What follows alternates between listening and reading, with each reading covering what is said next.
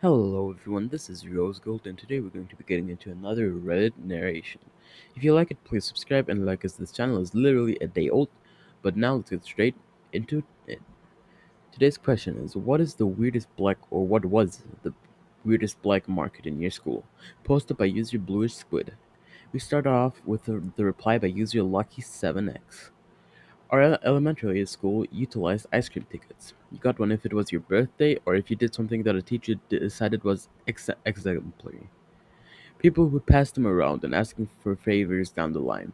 Some kid found the paper used to make the tickets and xeroxed multiple pages of the tickets. He became our kingpin and ruled for a couple of years. Honestly, I've never heard about such a thing as ice cream tickets, and sorry for saying that one word completely wrong, but I've never heard it in my life. But let's just move on to the next comment by user Get Out of the Way. Bottle caps. I still don't get it, but back in my primary school, they were collecting bottle caps for some kind of charity. Google it. It's still going on around the world. So what happened was everything was going well. The teacher got everyone excited about it, and kids were collecting in mass. Kids would go around raiding for it. From the trash, from their school lunches, from their homes. Even a teacher got a call from a concerned parent because her kid hijacked all the bottle caps from their kitchen. So that's stage one of the weirdness. It's what happened afterwards. Stage two. Kids started trading with these plastic bottle caps. We'd trade pens, homework, or even Pokemon cards for bottle caps. Worthless bottle caps. There wasn't even a prize for whoever could collect the most caps. It just became a currency out of nowhere. Let's talk about stage 3 of the madness: theft. There was no bank of bottle caps at our school, there was a donation box, and there were your cubbies. Those who didn't want to lug their stash back home every day left it in their cubbies, and some kid decided to steal people's caps and from the donation box. The great theft of Class 3B. But it was probably for the best because overnight the madness subsided. The teacher ended the bottle cap donation. She was sick of the bugs that were gathering and looking up the dried up sugar juices from the caps, anyways, but mostly horrified at how her little charity drive developed into a socio economical experiment. Just like that, the cap market crashed. Okay, honestly, that is just so goddamn weird. But I don't want to stretch this out any more than it needs to be, so let's just move on to the next comment by user Lupin the 8th. We did a weird assignment for a month, where we ran a society, in quotation marks, for an hour, each day in our classroom. People had little shops they ran from their desks. There were elected positions, laws, you could even be ticketed for breaking, etc. It was all run on fake money, of course.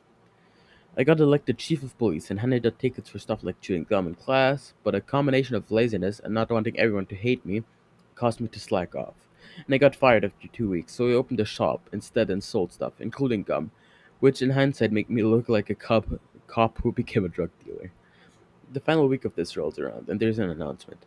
At the end, all your money will be tailed up. Any debts or taxes you owe subtracted.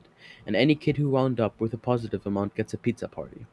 Kids who are in the red have to write an assignment on how and why they screwed up. This electrifies the class. Missing out on a pizza party is a big damn deal when you're 10, and well under half the class is currently in the black. Tons of them had taken out big loans in the beginning to set up business and had no way to repay them. Not me though. I had been receiving a salary as a cop, and after being fired, I just used the money I had accumulated to set up shop and had no debts. Few in the class could say that, so I was sitting pretty. Soon I started receiving offers for real money on the playground for some of my fake money. You only needed to be $1 over zero to win in quotation marks, so I could spare plenty. Made $40 in actual cash. I think I charged $5 for 100 fake dollars, and I got 8 people to accept. So I was a corrupt cop who became a drug dealer who became a money launderer, and won. So I definitely learned a lot about how society works. Honestly, that sounds really cool. I'd love to do something like it, but let's just move on to the last post by user Lemilaru. In early elementary school, we had a hot market for mud. Different groups of kids would claim areas around the school as their mud pit and put their brand of mud in Ziploc bags to be traded with other groups for different bags of mud. We were the clay mud group, and I had about 3 kids in the mud, scooping it into bags or running to the water fountain to get fresh water to make more mud on dry days. I would be the one to go make deals with other groups.